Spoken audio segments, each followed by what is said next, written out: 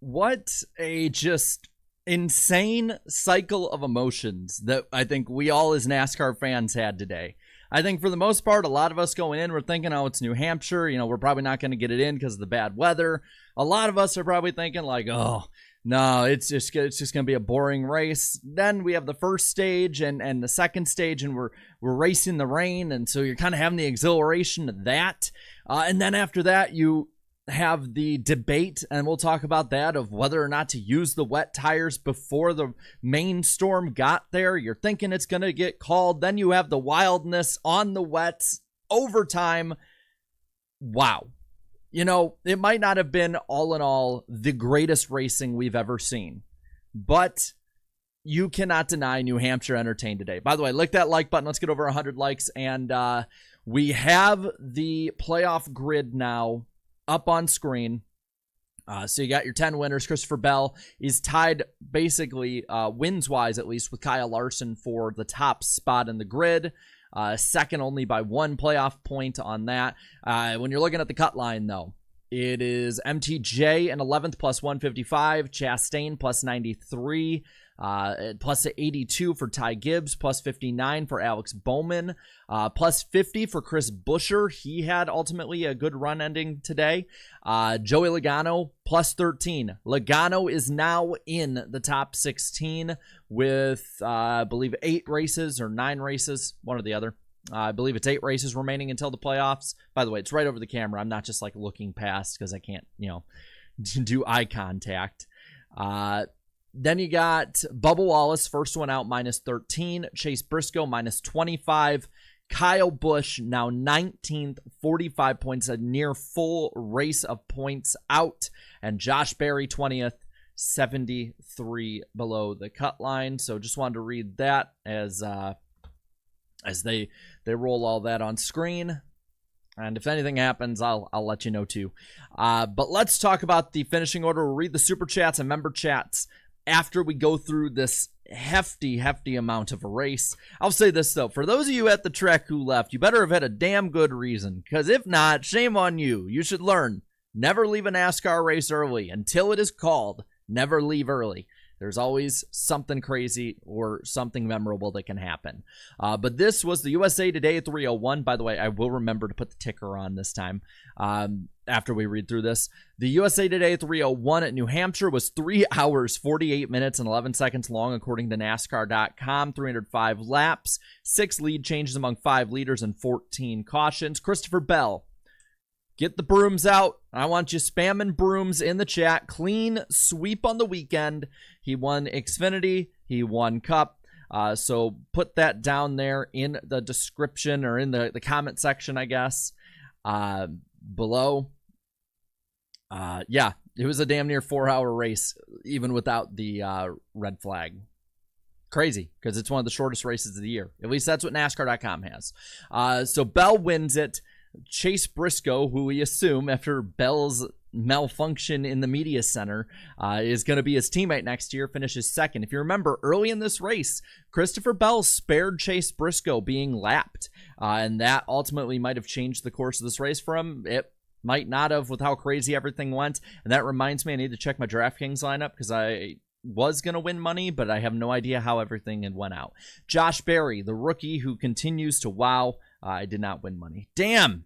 It was that McDowell Blaney wreck. That's what cost me. But Berry continues to impress. 3rd place run. Ran pretty fast all day long. Kyle Larson in the 4th spot at a track he's not necessarily been the greatest at. He's been good at times, but not the greatest there.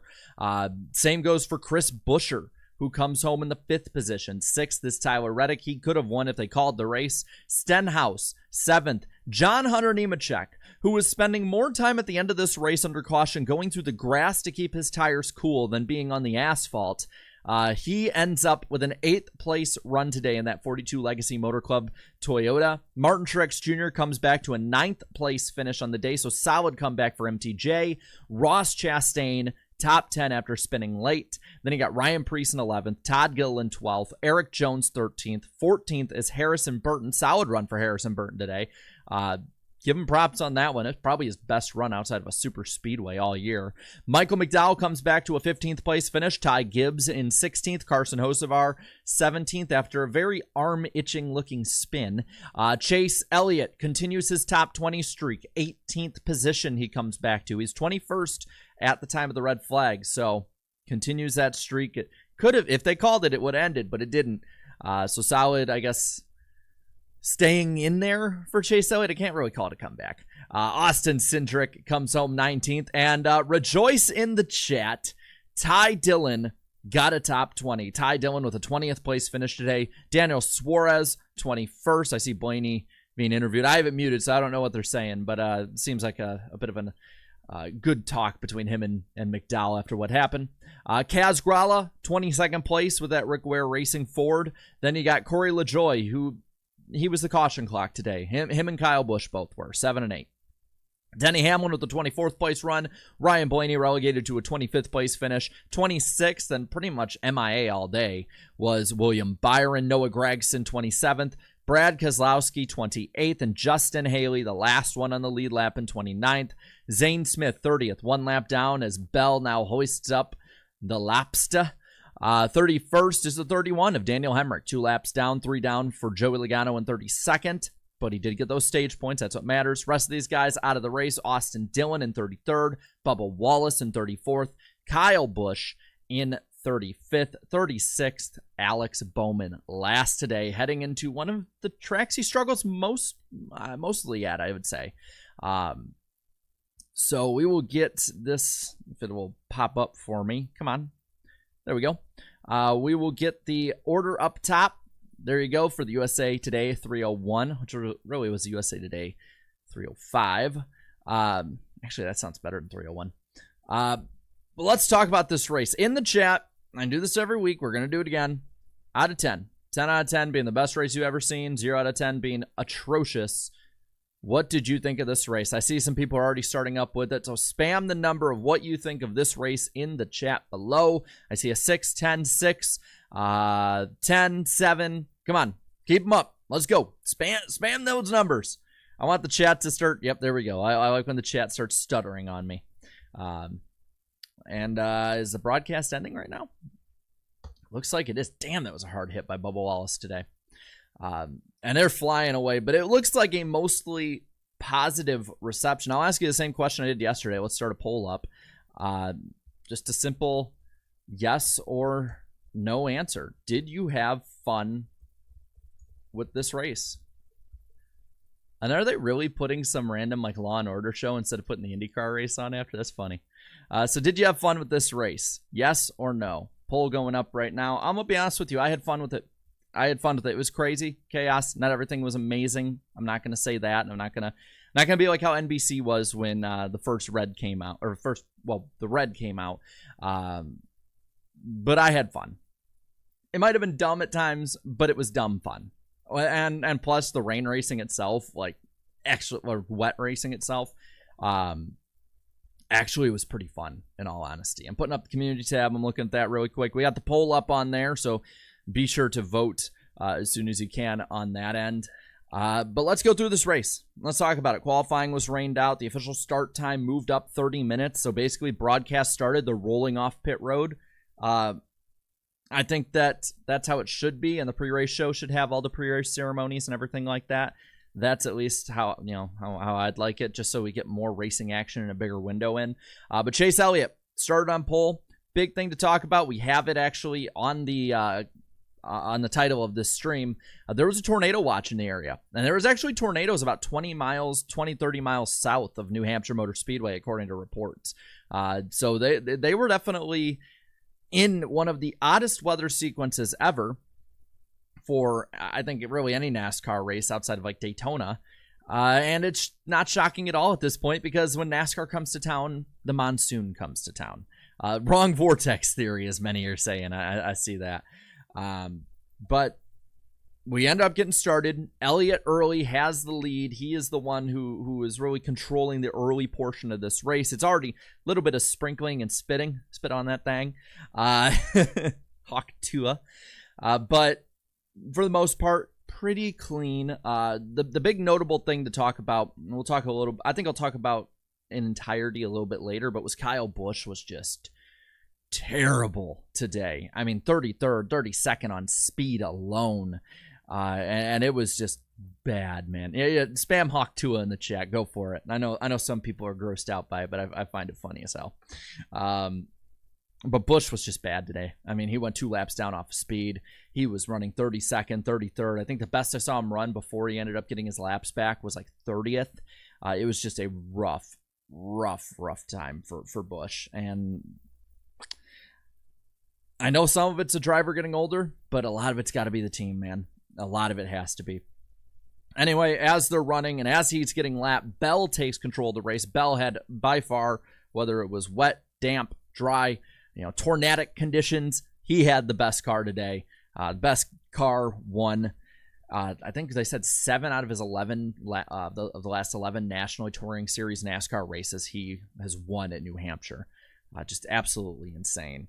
And another thing to note here, 55 laps were completed in the time between the new start time and what the official start time was. So as much as I'll be critical in a bit of some stuff with NASCAR, attaboy to them and NBC for moving up the start. That's the only reason why we got the entirety of the race in. This race would have been called for darkness had it started at its normal time. It might not even have hit the halfway mark, depending on how cautions and everything might have went had that happened. Had they started the time they were supposed to. And we might be looking at either a race that's called at the red flag or postponed to tomorrow. And I don't think any of us wanted to see either of those things. So I will say props to NASCAR and props to NBC for that, for the scheduling and all of that. We were able to get the entire race and some extra laps in today. But with that, Bell wins the first stage. Logano second. Elliott, Blaney, Berry the top 5. Great run again for Josh Berry. He is. I wish Stewart-Haas Racing wasn't falling apart. Because as much as like they're keeping Haas factory team for next year, I have a feeling that's not going to even be as good as Stewart-Haas was this year. And man, him and Rodney Childers are starting to really gel, click it together, especially at these tracks that long-term are going to matter when it comes to the championship being at Phoenix. I'm not saying they're there this year, but I'm saying if that group could have been kept together, stuck together, maybe next year they could have been one of those outside threats, one of those round of 8, crazy qualifiers. Not saying they can't qualify still, but they are a long shot, and that early struggle in the season really, really hurt their chances at the playoffs. MTJ 6th in the stage, 7th is Hamlin, then Chastain, Reddick, and Bowman, your top 10. I believe the top 10 ended in 9th, 10th, and 11th. Reddick, Bowman, and Ty Gibbs, 3 wide for the stage point. Who knows how much that'll matter towards the end of the regular season if Bowman seems to have some issues. I mean, Nashville's not a good track for him. They already had a really bad race, finishing last today. So that could be big. Stage 2, this one is a little bit more of the normal New Hampshire. This is what we're expecting. You have your restart, Bell clears, you have Berry charging up the second. Again, Berry, good all day. Good short run car for the most part, whereas Bell really had that long run car built in. But we'd have green flag pit stops, and it would end up with Truex actually finishing up ahead of Bell once all things cycled through.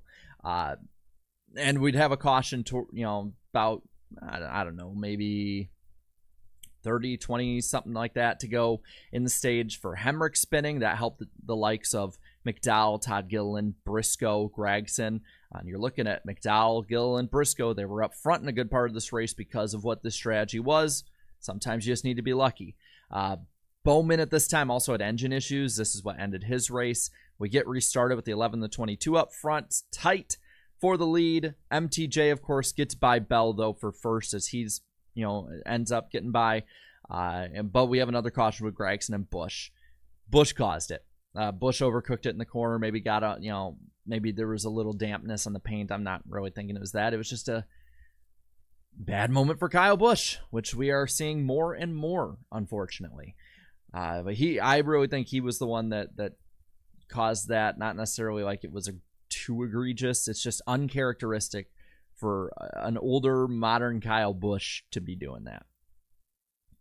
But We end up after that we get it restarted. It's the 11, the 19, 22. They're the ones on the charge for the most part. You have Corey LaJoie really racing over his head up front, and it's Hamlin winning the stage over Truex, Logano, Bell, Blaney, then Gillen, Larson, Berry, Elliott, and Chastain.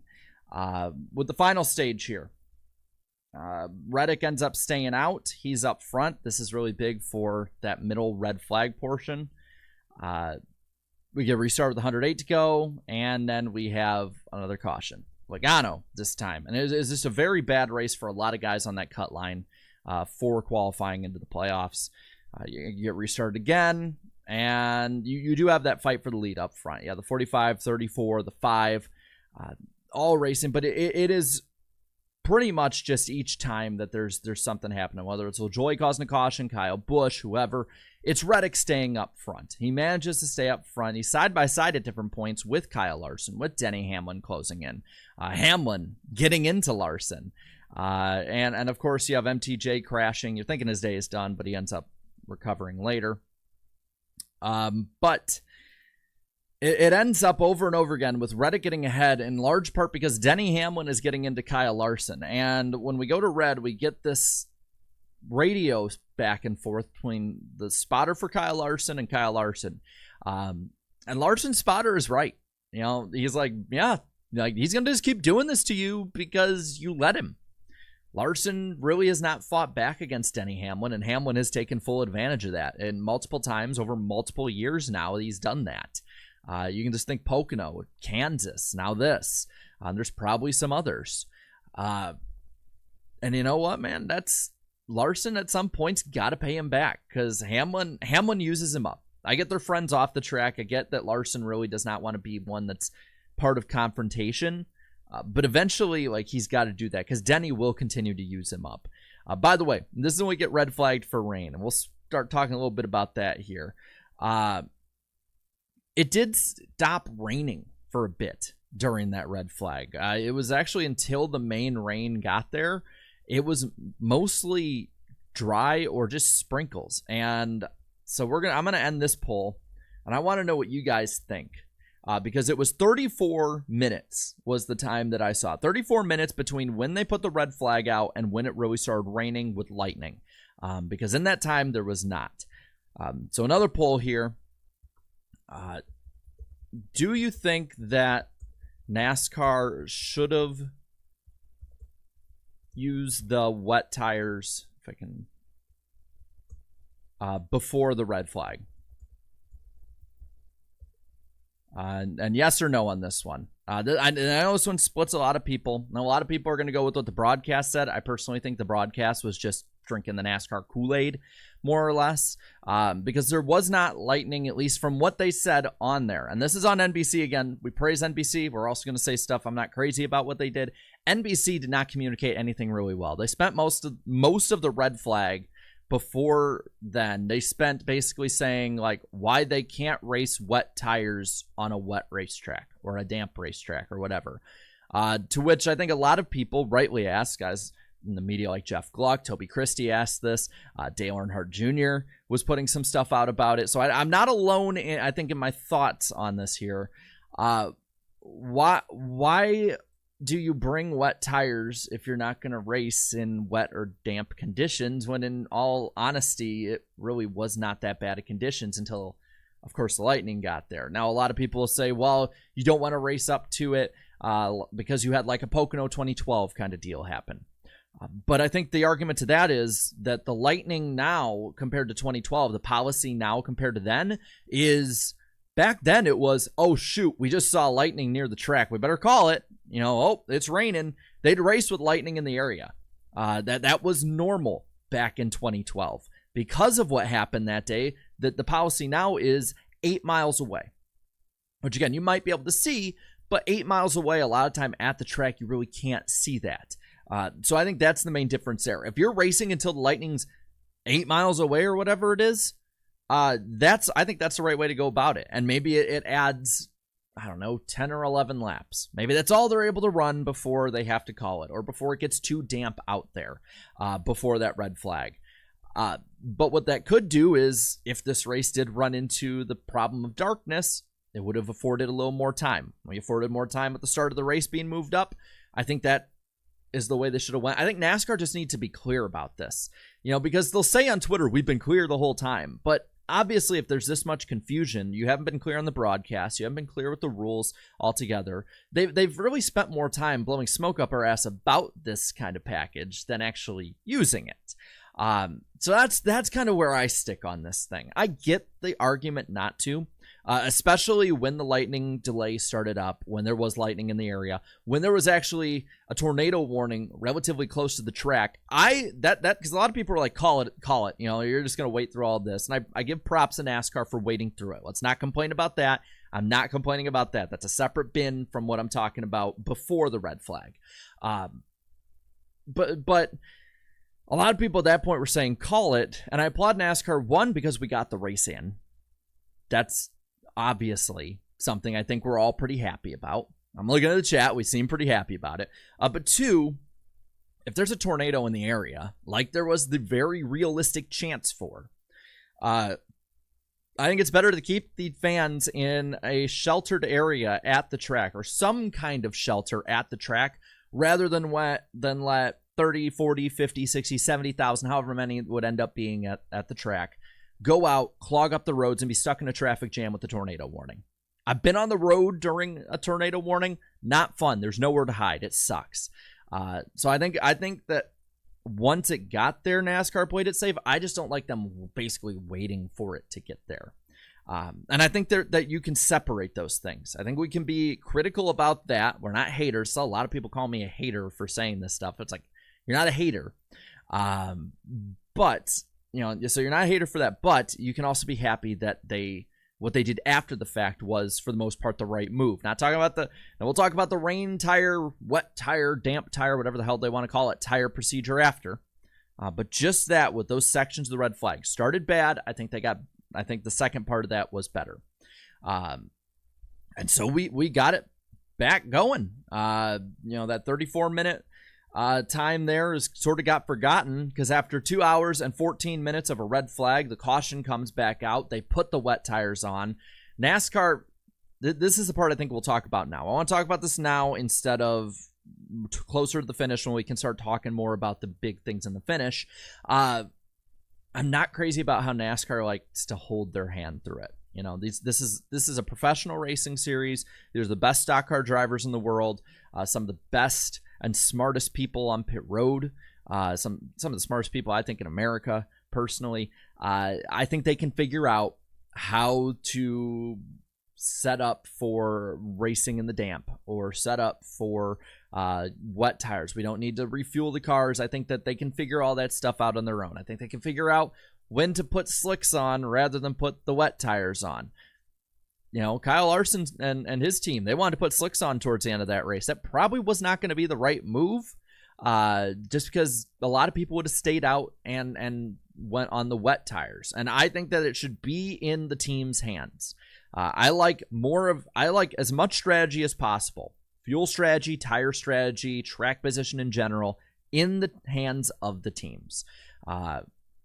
So that's really where I go with it. NASCAR bends their rules so much anyway, they can change it whenever they want. I can understand a little bit what NBC is saying, that we need a bigger notebook for this.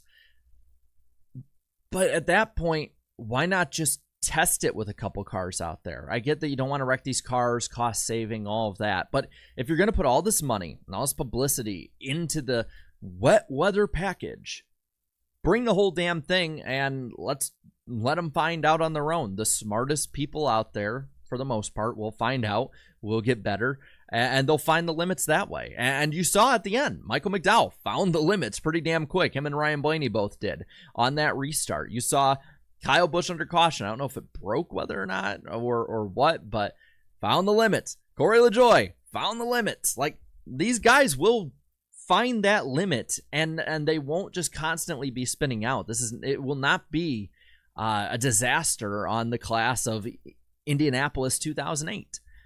So I want to put it in their hands, because I think that makes for a more compelling competition. I think it makes for a better race. And we saw with these tires that if you were really good and you were able to conserve your stuff, find the right line, move around, basically be a flexible driver, you could move up through the pack. Chase Briscoe was nowhere to be found all day. He was just mediocre all day long. Finishes second in this race. Buescher in the teens all day. Top 5 finish. Stenhouse, Nemechek. Nemechek was running through the damn grass.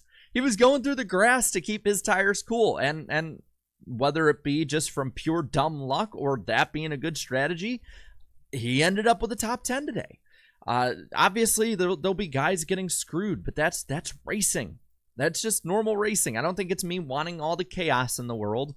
That's just me. I'll tell you what, John Hunter Nemechek, we're kind of going out of order of the last part of this race here. John Hunter Nemechek, what a fan of me today.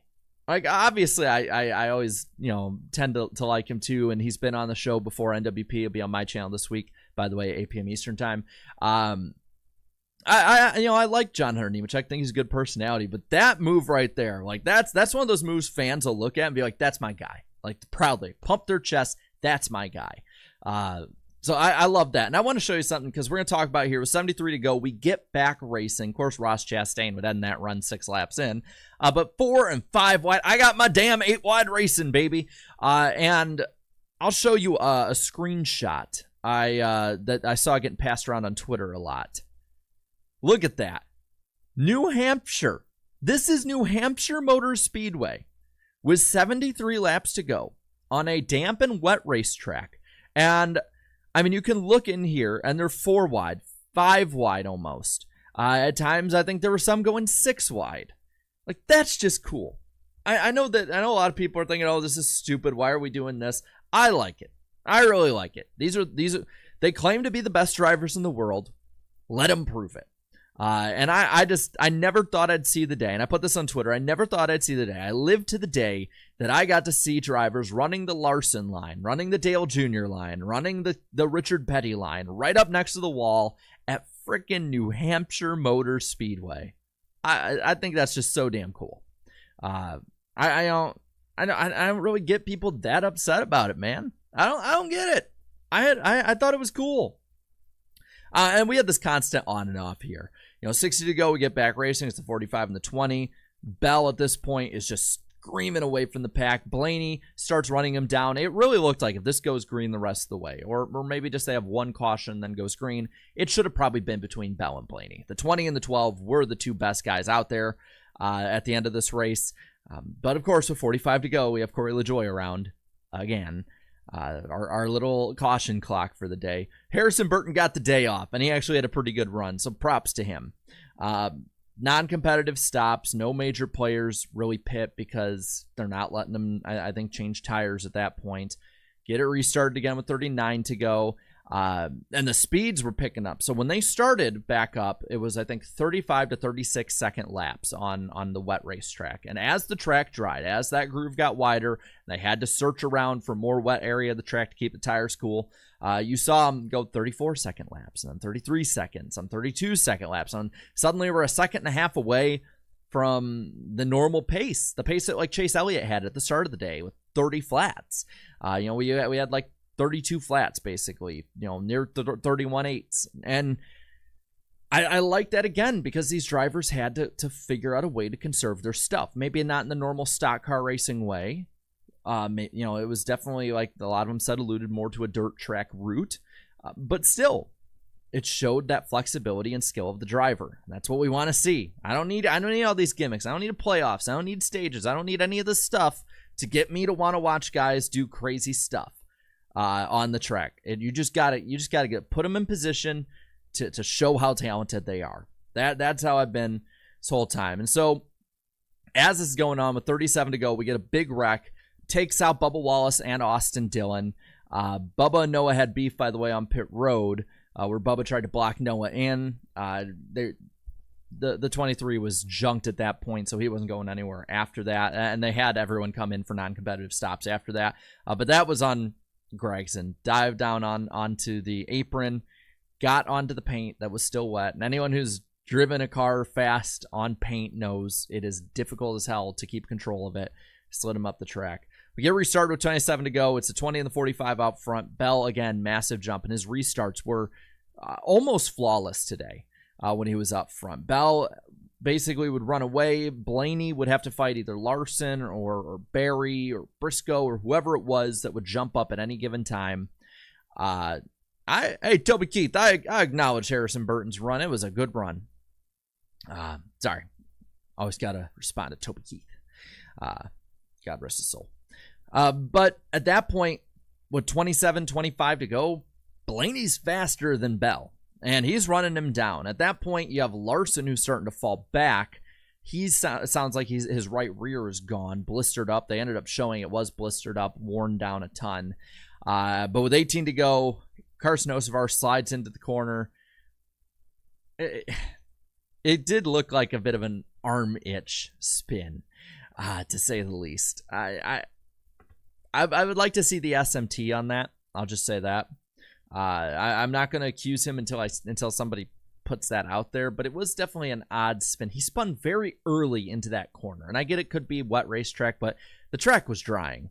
But it looked like Hocevar was doing some Hocevar things out there. I like Carson Hocevar, but it really looked like he was itching his arm on that one, if you know what I mean. With that, you really have a conundrum for the teams. It's too wet to put the slicks on, really. Like, it really was. There was dry patches, but it was not really the preferable line for the slicks, and you'd be so far back, I don't know if it'd be that much of an advantage even when they would restart with 9 to go. But it was starting to get too dry for the wet weather tires, and so you got guys who were blistering their stuff up, and their tires are going away. NASCAR at first says no to a tire change, then they change their mind and let them. Again, NASCAR just making this way more complex than it needs to be. Other racing series have done this forever, basically.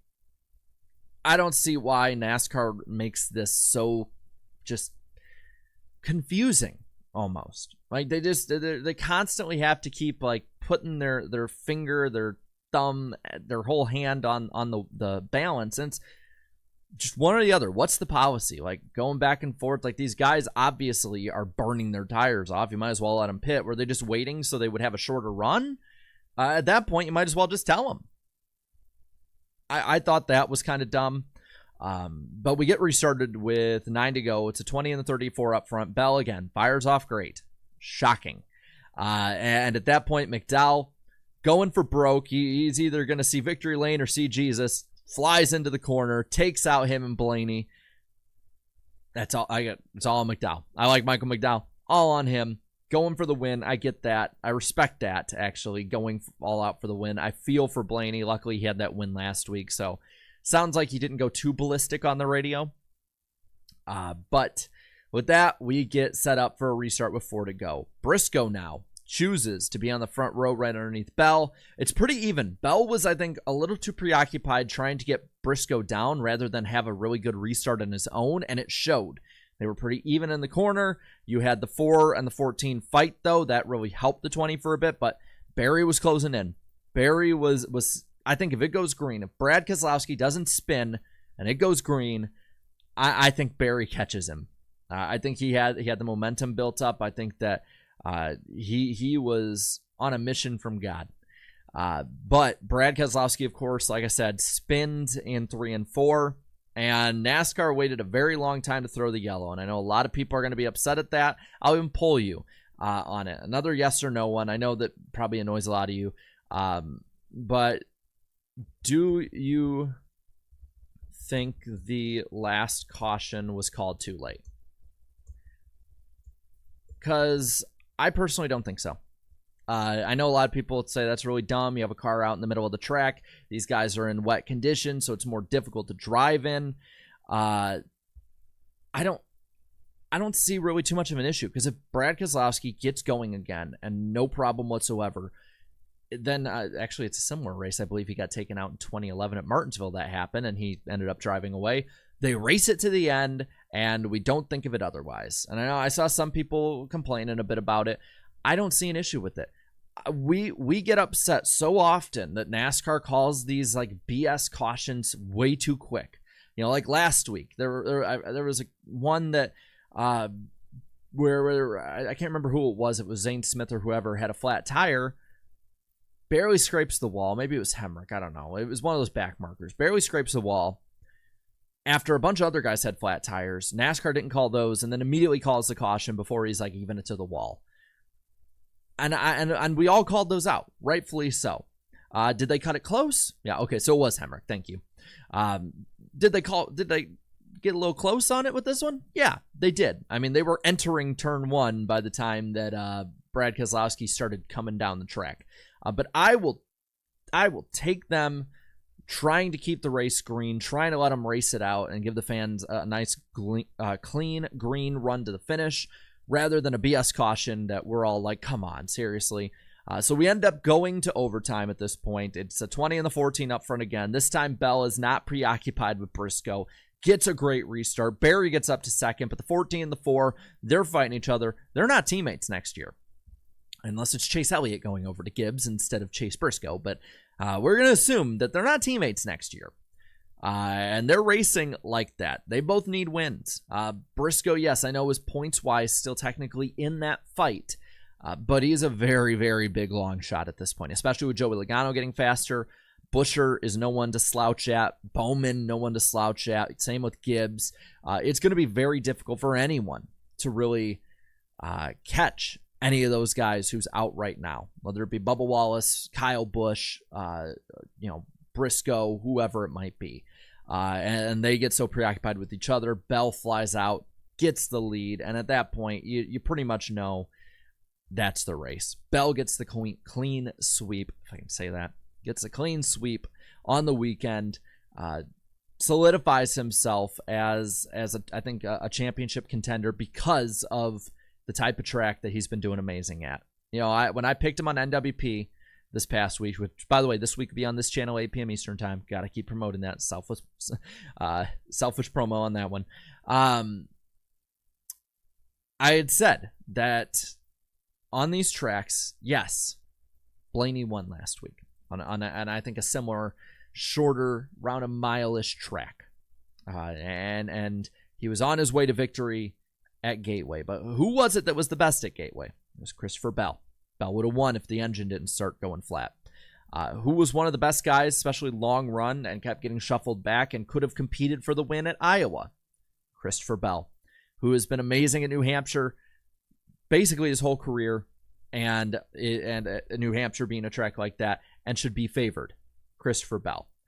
I'm telling you, I really think that push come to shove, as long as nothing fluky happens, which in this system is asking for a lot, Christopher Bell has to be one of the 4 guys you're watching as the favorites to win the championship. Because that team has been iffy, yes, all season long, but at the tracks that are like the finale and like the track that basically gets you to the finale with Martinsville, he's been pretty damn good. So spam bells, yeah, spam some bells in the chat. We spammed lobster earlier. I'll get a bell in there too. I'll get some bells. Spam bells in the chat for Christopher Bell.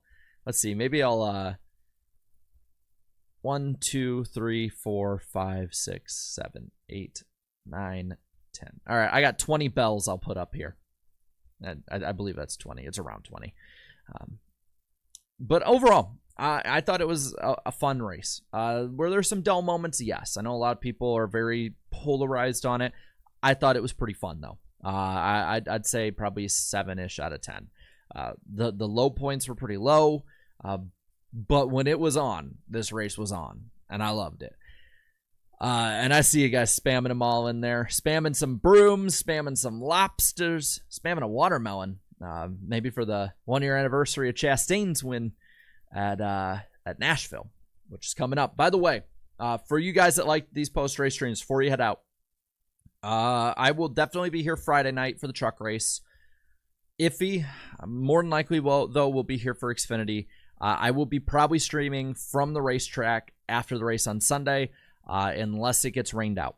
If it gets rained out or postponed, I'll have to come back here because I have a long road trip on next Monday. Not this Monday, but next Monday. And I need to be on the road early, and I can't be at the racetrack till 1 a.m. It sucks. I hate that, but I will be watching. So if the race runs on its normal time, just expect the stream to be up a little bit later than usual, just because I'll have to, probably set it up from my phone, because you're not allowed to stream while the NBC broadcast is going on. I don't want to test on that. I know that there's some loop arounds with it. I'd rather not get in hot water with NBC. So then I will probably have to go up and stream it either from my car or like a random place on the racetrack where there's internet. So I figured I'd let you know that that's going to be iffy. From there, it'll be normal. Like Chicago will be normal. I won't be going to that when I see some people asking that in the chat. Timmy, I will not be at Chicago. I might be at the Brickyard, but just letting you know now. By the way, if you're going to be in Nashville or you live in Nashville or around here, you want to go to the fairgrounds, me, Eric Estep, and Danny V Talks will be at the Nashville Fairgrounds this Thursday night for the Battle at Broadway 150. Our buddy, IDK player, Jonathan Ramos, will be announcing that race up in the booth. So if you want to say hi to all of us, we'll definitely be looking to do something. I don't know if there'll be an official meetup, but we'll definitely be in the fan zone at one point. We'll be in the infield a lot. I'll be probably in the stands at different points getting shots and stuff. I have a video coming out with that. So I just want to let you guys all know that. I know there's a lot of stuff, but Nashville week's always a big week with me and Danny living down here, and Eric coming to town for Thursday through Sunday. So figured I'd let you all know that now going into it. NWP will be live Wednesday with the three of us. We'll talk more about it then, so be sure again to be on there watching. And I think that covers all of it. Let's get to the member chats and super chats. I appreciate your guys' patience. I know this is going long. It's much like the race itself. Long and drawn out. Eric W., thank you for the 5 gifted memberships, and I'm sure that those who got those memberships are happy too. CBB for the 4-month member chat. This race was a WTF out of 10. I'm speechless otherwise. It's a good way to describe it. It's a very good way to describe it. Bobby Blair for the 2. What the hell was that? I have no words. I can't say I have no words, but in the sense of the what the hell was that? You and me too, brother. Sergeant Peckers, I like that. For the 5, best New Hampshire next gen race, 8 out of 10. Yeah, I agree. And thank you for the first super chat in the channel. I agree. I think it's the best super chat. Best New Hampshire race. Tell it's been a long ass day. I do think it was. I do think it was the best New Hampshire race of the next gen era. Man, I was just thinking that this Wednesday night, if he's not in here. Oh, no, David Bell is in here. Hey, congratulations. That's awesome. I like that. Did he put a super chat in here? Yeah, there you go. Race weekend was awesome. With thumbs up and bells and trophies and checkered flags. You go, David Bell. I like that. Yeah, I picked Christopher on NWP. So I picked him. By the way, as we keep going through this, subscribe if you're new. We do this after every single one of the main 3 series races, and I'd love to see everybody come in for more. And remember, this week the truck races on FS2, the Xfinity races on USA, the Cup races on Big NBC. They're all on different channels this week, so just letting everybody know in advance. Reverend Rasheem Hall Stewart for the 2. What do you prefer, Gen 4, 5, 6, or 7 car? I think it's too early to grade the 7 overall. I would like to get, I think, 5 to 6 years in before you can really give a good grade. I think that's really when a car tends to come into its own, and that's what you're going to get for the most part. So I'll take the 7 out. But if we're going 4, 5, 6, I'd say in that order. I love the Gen 4 race car. I always have like a Gen 4 race car on my desk. I got this one, by the way. Let me make sure I have the camera right. I have this one. It's Dale Sr.'s last win. So I have there's many variations of the Gen 4. But I would prefer the Gen 4. Though the COT I think was much better than I thought at the time it was running. I since have rewatched the entire COT era from 2007 to 2012, and I was surprised how much I enjoyed it more. And I was surprised that the year I didn't like was 2008. I thought 2008 was dreadfully boring. But I thought the races in 07 were generally pretty good. I thought the ones in 09 were pretty fun. 2010 was the one I was surprised by because I always got It's probably because Junior ran bad back then, but I was always like, oh, this season sucks. No, it was pretty good. 2011 is a masterpiece, and 2012 was better than I remember. So that's probably what I'd go with. Let's put a poll up. I think that's a really good poll question. And this way we'll have more than 2 options. So favorite Gen car. And we'll just put the Gen 4, COT, if I can type it, Gen 6, and we'll put the next gen. I know it's probably too early to grade, but I know a lot of people probably do either like it or loathe it. So what's your favorite Gen car? Good question. Captain Tanker Joe for the 10. My only criticism with NBC broadcasts is that the cars were unbelievably quiet. You could practically hear a pin drop when the announcer stopped talking. I do like having louder cars. It's a very finicky, and this is as someone who works and sometimes fails to work with audio. It is very finicky, especially live broadcasts. Very finicky to get right. If we, I'm going to keep bringing up NWP because I can't wait. My Wednesday is always my favorite night of the week outside of race day. But like NWP, if we're recording that, pre-recorded, the audio is going to be impeccable. We're going to have every single issue figured out. We're not going to really talk over each other. It's going to be edited perfectly. And that's why you see so many talk shows. Like, yeah, they say they're live. They're usually like an hour. They're recorded an hour or two before they air, generally, at least with sports ones. But that's why they're so good with audio generally. They don't have all these issues. Where when you're live, like we are with NWP, it can be difficult. Sometimes my levels are lower or higher than they should be. Other people's are. If you have random guests, like if we do a fan stream where I put the Zoom chat link, or I put the Zoom link in the chat, and we just pick people, I have no idea what their mic quality is going to be. So it's difficult. I mean, Fox has had this issue for a long time. NBC, it's been very recent, but I think that is a valid complaint that NBC probably needs to jack the car audio up just a bit. I think they all do, though. I like having louder cars on the broadcast. It's part of the fun of NASCAR is loud, obnoxious ass cars. And yes, we welcome all Race Hub refugees to NWP. Marky Mark for the 2. F to pay respect for Kyle Busch. Yeah, I'll do that right now. Put F in the chat to pay respect for Kyle Busch for his dismal, almost dead on arrival season. Blake, thank you for the 2. Did you see the Downforce qualifying crash? I did not see it yet, but I did read that he was at least awake and alert. So I'm hoping the best for Downforce and the Force family. I remember growing up, my grandpa always had NHRA on, and we all love Downforce. And this is well before he went viral for his Dale Jr. download episode. My grandpa has championship banners from Downforce from before I was born. So I have not seen it. I've seen pictures of it. It looks gruesome. It looks brutal as hell. But so I am hoping for the best for Downforce, man. Blaney Best, by the way, in the chat saying, was it just me or was Rick Allen's voice different? Wasn't just you. Rick Allen was sick. He kind of had the same thing Steve Letarte had last week. His voice was given out. He should be fine by next week. So, and for those saying, I'm trying to do the best of both to keep the super chats and the main chat. It's just difficult, man. It's hard answering 600 people at once. Andrew, thank you for the 5. I think most people were confused by the wet tire, or I think most people confused the wet tires as rain tires like at the road courses. I hope NASCAR allows the teams to choose for themselves next time. I agree. But I think that's also NASCAR and the broadcast partners have continually been like, come on, these are wet tires. It's the first race in wet conditions. And they really have played that up a ton. So I think it's a lot on them.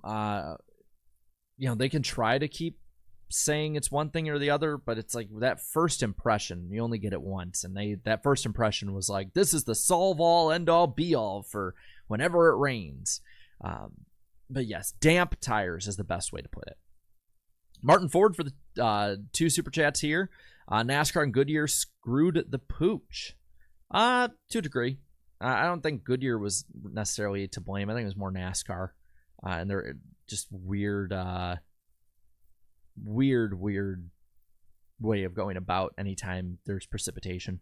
And then says, you're incorrect on this. Denny didn't do nothing.